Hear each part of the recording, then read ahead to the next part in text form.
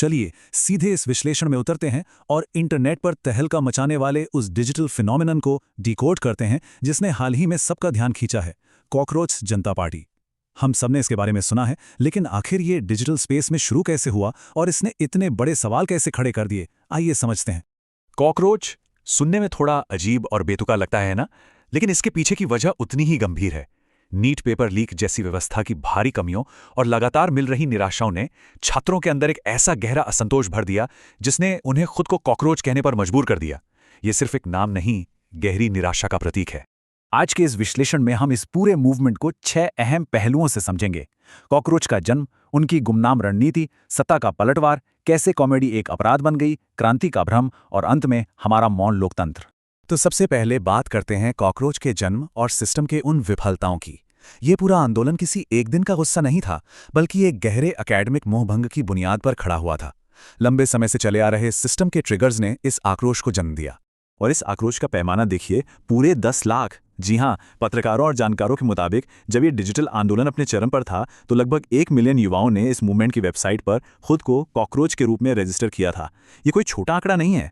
और गजब की बात तो यह है कि उन 10 लाख में से पूरे 6 लाख लोगों ने एक सुर में नीट पेपर लीक मामले को लेकर शिक्षा मंत्री के इस्तीफे की मांग कर डाली। ये दिखाता है कि आज का युवा अगर ठान ले तो ऑनलाइन मोबिलाइजेशन कितने विशाल और प्रभावशाली स्तर पर हो सकता है।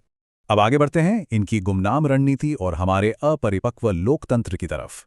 शिक्षाविद इस बात पर बहुत जोर देते हैं कि इस आंदोलन को शुरू करने वालों ने खुद को पूरी तरह से अज्ञात यानी एनोनिमस रखना ही क्यों चुना। इसके पीछे एक बड़ा कारण है, जिसे विश्लेषक अपरिपक्व लोकतंत्र कहते हैं। वहां सत्ता अक्सर अपनी जिम्मेदारी लेने के बजाय पुरानी सरकारों पर दोष मढ़ देती है। मतलब अगर आज पेपर लीक होता है तो सीधा जवाब मिलता है कि पहले की सरकारों में क्या होता था। ये जवाबदेही से बचने और असली मुद्दों से ध्यान भटकाने का एक क्लासिक तरीका है। और यहीं पर बिना चेहरे का एक कॉकरोच बने रहने की रणनीति काम आती है। ऐसा करने से ये मूवमेंट खुद को हर तरह के राजनीतिक ठप्पों से बचा लेता है। ना इसे लेफ्टिस्ट कहा जा सकता है, ना राइट विंग। कोई जाति या धर्म का एंगल नहीं जोड़ा जा सकता और किसी लीडर का अतीत खोदकर उसे बदनाम करना तो नामुमकिन ही है। इसका सीधा असर यह होता है कि सारा फोकस सिर्फ और सिर्फ असली मुद्दे पर टिका रहता है। विश्लेषक भी यही मानते हैं कि एक बिना चेहरे वाला आंदोलन राजनीतिक व्यवस्था के उस पुराने प्लेबुक को ही बेकार कर देता है जिसमें व्यक्तिगत हमले किए जाते हैं। सोचने वाली बात है, जब कोई चेहरा ही सामने नहीं है तो चरित्र हनन किसका किया जाएगा, बदनामी किसकी होगी। बिल्कुल सटीक रणनीति। लेकिन सत्ता भी चुप नहीं बैठने वाली थी। अब बात करते हैं सत्ता के प्रहार और डिजिटल विरोध पर हुए एक्शन की। ये देखना बहुत दिलचस्प है कि एक व्यंग्यात्मक ऑनलाइन पार्टी के खिलाफ किस तरह की प्रतिक्रिया दी गई। मीडिया ऑब्जर्वर्स इस क्रैकडाउन में एक बहुत ही तय पैटर्न देखते हैं।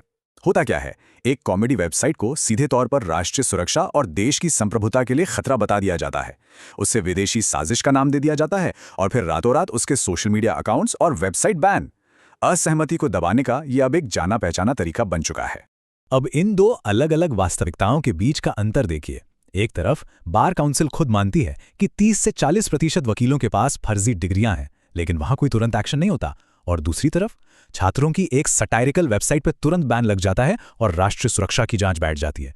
ये कंट्रास्ट अपने आप में बहुत कुछ कहता है, जो हमें लाता है अगले पहलू पर, कैसे कॉमेडी अब एक अपराध बन गई है और व्यंग्य के लिए जगह लगातार सिकुड़ती जा रही है। पत्रकार अक्सर ये पॉइंट आउट करते हैं कि आज के आधुनिक लोकतंत्रों में सिस्टम पर मजाक बनाने का सीधा सा मतलब है मुकदमों का सामना करना, शोज रद्द होना और सत्ता की जवाबी कार्रवाई झेलना। सीजेपी का जो मीम्स और गानों वाला मजाकिया अंदाज था, वो आज की उस कठोर सच्चाई से टकराता है जहां कॉमेडियंस को भारी विरोध और कानूनी झमेलों का सामना करना पड़ता है। तो अहम बात ये निकल कर आती है कि भले ही आम नागरिक व्यंग या मीम्स के जरिए अपनी भड़ास निकालकर थोड़ा सुकून महसूस कर लें, लेकिन सरकारी तंत्र इसे सीधे तौर पर एक खतरे की तरह देखता है। सच कहें तो कॉमेडी करना अब वाकई एक जोखिम भरा काम हो गया है। चलिए अब एक दार्शनिक नजरिए की ओर मुड़ते हैं। बात करते हैं क्रांति के भ्रम, भीतरी आजादी और बाहरी शोर की। क्या ये सच में कोई क्रांति है या महज एक भ्रम? दार्शनिक विचारों के अनुसार सबसे ज्यादा जरूरी चीज है भीतरी आजादी। ये वो स्थिति है जहां इंसान खुद के प्रति पूरी तरह जागरूक होता है और एल्गोरिदम के कंट्रोल, समाज की थोपी गई सोच और दिखावटी इच्छाओं से पूरी तरह मुक्त होता है। दर्शनशास्त्र ये साफ कहता है कि इस भीतरी आजादी के बिना किसी बाहरी सिस्टम को गिराने से सिर्फ एक और नया लेकिन उतना ही भ्रष्ट सिस्टम पैदा होता है। और यही आधुनिक प्रदर्शनों की सबसे बड़ी त्रासदी है। आज जिसे हम क्रांति मान बैठे हैं वो असल में क्या है? सिर्फ नारे लगाना, सड़कों को जाम करना और सोशल मीडिया पर वायरल होना। लेकिन असली क्रांति तब होती है जब क्लासरूम जीवंत होते हैं, लोग गहराई से शिक्षित होते हैं और व्यक्ति अपनी मानसिक बेड़ियों को पहचान कर जागता है। एक्सपर्ट्स तो यहां तक बताते हैं कि आज एल्गोरिदम ही हमारी नई जंजीरें हैं। वो हमारे दिमाग को हमसे भी बेहतर जानते हैं। वही तय करते हैं कि हमारा गुस्सा कब और कैसे बाहर आएगा। हमारा असली आक्रोश, हमारा गुस्सा, अब सिर्फ एक ऐसा कंटेंट बनकर रह गया है जिससे पैसे कमाए जा सकें। इस पर गहराई से विचार करना जरूरी है। जब हम किसी छोटी सी मांग के लिए शोर मचाते हैं, जैसे कोई एक नियम वापस लेना, तो वो मांग पूरी होते ही हमारे विरोध की आग एकदम ठंडी पड़ जाती है। लेकिन जो हमारी बुनियादी समस्याएं हैं वो तो वैसी की वैसी ही बनी रहती है ना। भीड़ की क्रांति अक्सर मूल मुद्दों को बदल ही नहीं पाती। तो अंत में आइए इन सभी कड़ियों को जोड़ते हैं और बात करते हैं मौन लोकतंत्र और युवाओं की आवाज के भविष्य की। देखते हैं कि आज नागरिकों की भागीदारी की असल स्थिति क्या है।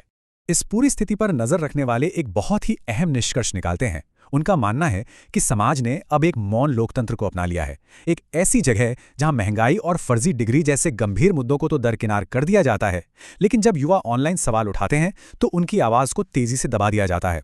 सिस्टम असली मांगों को तो नजरअंदाज करता है और उसके बजाय दिखावटी समाधान पेश किए जाते हैं, जैसे परीक्षा के दौरान गर्मी से बचने के लिए बस सत्तू पिला देना। और धीरे धीरे पब्लिक अपनी ही सुरक्षा के लिए चुप रहना ही बेहतर समझने लगती है। जैसा कि हमारा ये विश्लेषण स्पष्ट करता है, कॉकरोच जनता पार्टी का जिस तेजी से ऑनलाइन अस्तित्व मिटाया गया, वो आज के युवाओं के लिए एक बेहद सख्त चेतावनी है। ये साफ दिखाता है कि डिजिटल पब्लिक स्क्वायर, जहां हम अपनी बात आज़ादी से रखने का भ्रम पालते हैं, वो ना तो स्थायी है और ना ही सुरक्षित। हम इस विश्लेषण को एक बहुत ही विचारोत्तेजक सवाल के साथ खत्म करते हैं। क्या एक ऐसे सिस्टम में कभी सच्ची क्रांति आ सकती है जहां हमारे दिमाग को एल्गोरिदम कंट्रोल कर रहे हो और सत्ता हमसे पूरी तरह खामोश रहने की उम्मीद करती हो? ये एक ऐसा सवाल है जिस पर हम सबको गहराई से विचार करने की आवश्यकता है कि असल बदलाव की शुरुआत आखिर कहां से होनी चाहिए। इस चर्चा में शामिल होने के लिए बहुत बहुत धन्यवाद।